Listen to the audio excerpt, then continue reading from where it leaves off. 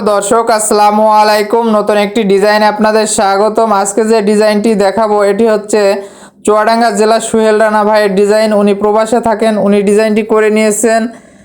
আমার এইরকম লুক, মানে বাড়ির সামনের যে লুকটা দেখতে পাচ্ছেন এইরকম লুকিংয়ের বাড়ি কিন্তু অনেকটাই আছে, কিন্তু এটা একটু ডিফারেন্স বাড়ি। আপনাদের সামনে যে প্রবেশপথটা দেখতে পাচ্ছেন সেখানে কিন্তু একটা গ্যারেজ রাখা হয়েছে, যেখানে 3 থেকে 4টা মোটরসাইকেল পার্কিং করা যাবে।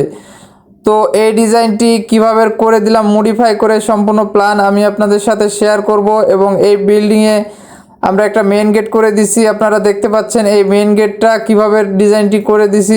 এই মেন গেটের স্ট্রাকচারালটাও আপনাদের সাথে শেয়ার করব। তো আমার চ্যানেলে যারা নতুন তারা অবশ্যই চ্যানেলটা সাবস্ক্রাইব করবেন, আর ইতিমধ্যে যারা সাবস্ক্রাইব করেছেন তাদেরকে অসংখ্য ধন্যবাদ।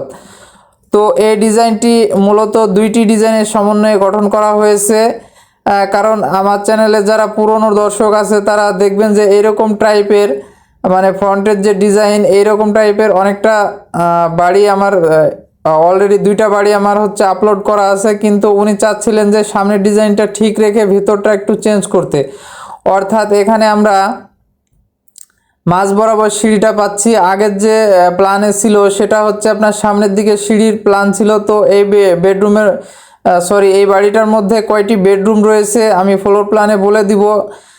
আপনারা অ্যানিমেশন ভিডিওটা দেখতে পাচ্ছেন, এটি হচ্ছে রোপটপের ডিজাইনটি দেখানোর চেষ্টা করা হচ্ছে। তো এই বাড়িটা মূলত 5টি বেডরুম রয়েছে, নিচে হচ্ছে আপনার 2টা বেডরুম এবং উপরে হচ্ছে 3টা বেডরুম।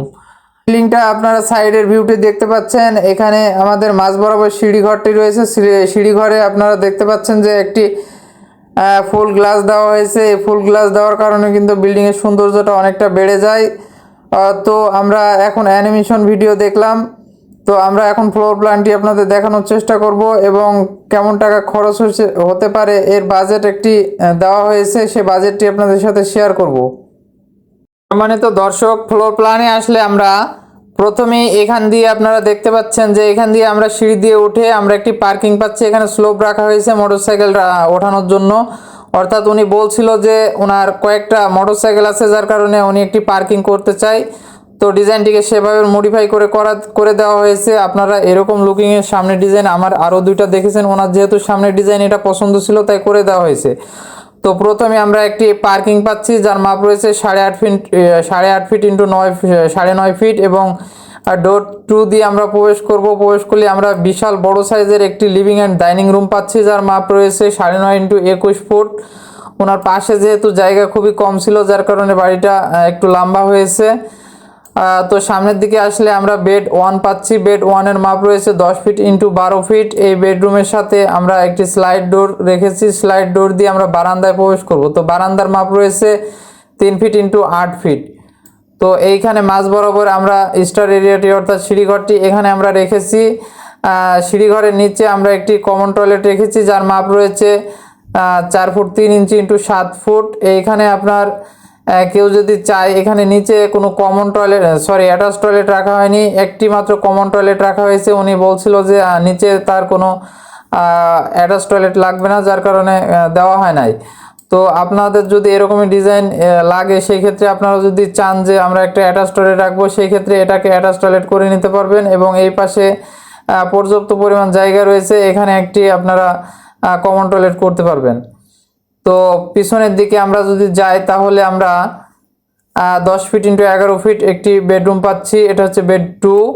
এবং সাইডে আমরা একটি কিচেন দেখতে পাচ্ছি যার মাপ রয়েছে 7 ফিট ইন্টু 9.5 ফিট। একটি বড় সাইজের কিচেন আমরা পাচ্ছি। যেহেতু কিচেনটার বেনিফিটটা একটু কমে যাচ্ছে, তারপরও কিচেনের সাইজটা অনেকটা বড়, যার কারণে কোনো সমস্যা হচ্ছে না, কারণ কিচেনের ভিতর দিয়ে আমাদের একটি পিছনে ব্যাকডোর রাখা হয়েছে। তো ব্যাকডোর রাখার কারণ হচ্ছে ওনার পিছনে পর্যাপ্ত পরিমাণ জায়গা আছে, অর্থাৎ হচ্ছে ওনার জায়গাটা অনেক লম্বা। পাশে জায়গা কম ছিল, পিছনে জায়গা অনেকটা লম্বা, যার কারণে উনি পিছনের দিকে যাওয়ার জন্য একটি ব্যাকডোর রেখেছে। তো এই ডিজাইনটির জন্য আমরা জায়গার পরিমাণ নিয়েছি, লেন্থে নিয়েছি 38.5 এবং উইথে নিয়েছি 21 ফিট, অর্থাৎ 808.5 স্কোয়ার ফিটের মধ্যে আমরা ডিজাইনটি করেছি। তো এটা ছিল হচ্ছে আপনার গ্রাউন্ড ফ্লোর।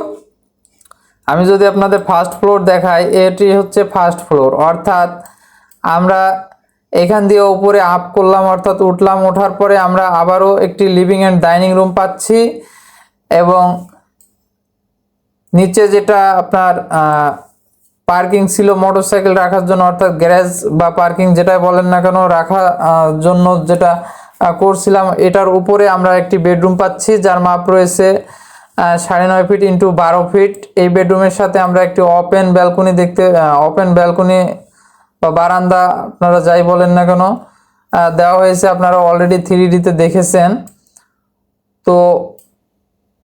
তো সামনের দিকে আসলে আমরা বেড 1 পাচ্ছি। বেড 1 এর মাপ রয়েছে 10 ফিট ইন্টু 12 ফিট। এই বেডরুমের সাথে আমরা একটি স্লাইড ডোর রেখেছি। স্লাইড ডোর দিয়ে আমরা বারান্দায় প্রবেশ করব। তো বারান্দার মাপ রয়েছে 3 ফিট ইন্টু 8 ফিট। তো এইখানে আবার আরও একটি বেডরুম পাচ্ছি যার মাপ রয়েছে 10 ফিট ইন্টু 11 ফিট এবং এই বেডরুমের সাথে একটি অ্যাটাচ টয়লেট রয়েছে যার মাপ রয়েছে 4.5 ফিট ইন্টু 7 ফিট এবং এখানে আমরা একটি কমন টয়লেট রেখেছি যার মাপ রয়েছে 4.5 ফুট ইন্টু 7 ফুট। এখানে একটি বেসিং স্পেস রাখা হয়েছে। আপনার চাইলে এখানেও বেসিংটা রাখা যাবে, কোনো সমস্যা নাই। এবং এখানে আপনারা সুপা রাখতে পারবেন এবং খাওয়া দাওয়া, যেহেতু এটি ডুপ্লেক্স করছে উনি, উপরে তেমন কিচেন নাই, যেহেতু খাওয়া দাওয়ার কাজটা উনি নিচেই করবেন। তারপরে একটি ওপেন এরিয়া পাওয়া যাচ্ছে আর কি। তো এখানে আমরা ফার্স্ট ফ্লোরে জায়গা নিয়েছি 38.5 ইন্টু 21। সেম আমরা জায়গার পরিমাণ একই রকম লাগতেছে, অর্থাৎ 808.5 স্কোয়ার ফিট। এই ডিজাইনটি করতে গেলে আপনাদের কি পরিমাণ টাকা খরচ হতে পারে যদি আমি বলি, তাহলে আপনাদের একটি ধারণা হবে। তো চলুন বন্ধুরা খরচের এস্টিমেটটা দেখে আসি। তো বন্ধুরা খরচের হিসাব নিকাশের কথা যদি আমি বলি, মেটেরিয়াল কস্ট এই বিল্ডিংয়ের আমি একটি ছামারি আপনাদের দেখাচ্ছি, বিস্তারিত যেগুলো আছে সেগুলো দেখাচ্ছি না, জাস্ট সামারিটুকু বলতেছি।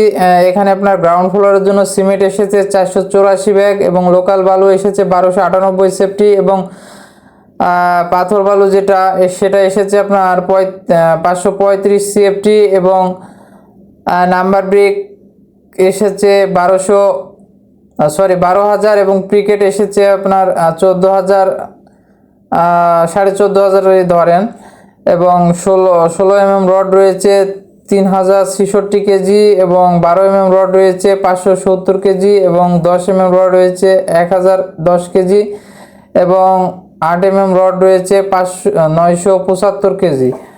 এখানে একটি রেট করা হয়েছে, যেমন সিমেন্ট ধরা হয়েছে আপনার 540 টাকা করে এবং 45 টাকা করে ধরা হয়েছে লোকাল বালি, যে বালিটা হচ্ছে আপনার লোকাল সেন্ট গাঁথনির জন্য বা ব্যবহার করা হয় এবং পাথর বালি সেটা হচ্ছে 80 টাকা সেফটি ধরা হয়েছে এবং যদি আপনি ভালো মানের নিতে চান সেক্ষেত্রে 120 টাকা পর্যন্ত কিন্তু আছে। এখানে মিডিয়াম বাজেটে ধরা হয়েছে এটা। এছাড়া আপনার রয়েছে প্রিকেট 11 টাকা পিস ধরা হয়েছে এবং নাম্বার ব্রিক 11 টাকা পিস ধরা হয়েছে এবং 16 mm রড, এখানে রডের রেট সবগুলোই 91 টাকা করে ধরা হয়েছে। অর্থাৎ গ্রাউন্ড ফ্লোরে আমার 11,89,976 টাকা এসেছে গ্রাউন্ড ফ্লোরে। ওনার গ্রাউন্ড ফ্লোরের কস্টটা অনেকটা বেশি হওয়ার কারণ হচ্ছে ওনার জায়গাটা অনেকটাই নিচু জায়গা, অর্থাৎ পুকুরের মধ্যে উনি বাড়িটা করতেছে। প্রায় 7 ফুট গভীরতা রয়েছে, সেখানে বালি ভরাট করে নিচে আন্ডার গ্রেড বিম টানা হচ্ছে, যার কারণে গ্রাউন্ড ফ্লোরের খরচটা অনেকটাই বেশি।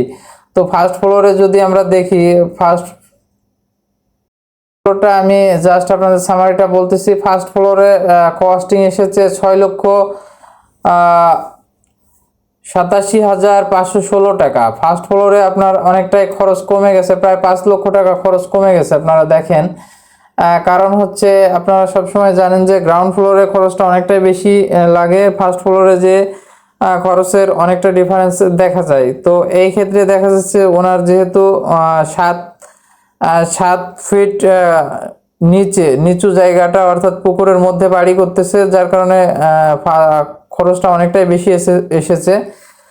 তো মোটামুটি এনার যে পজিশনে বাড়িটা করতেছেন, এই পজিশনে প্রায় 18 লক্ষ টাকার মালামাল লাগতেছে, শুধু মেটেরিয়াল এর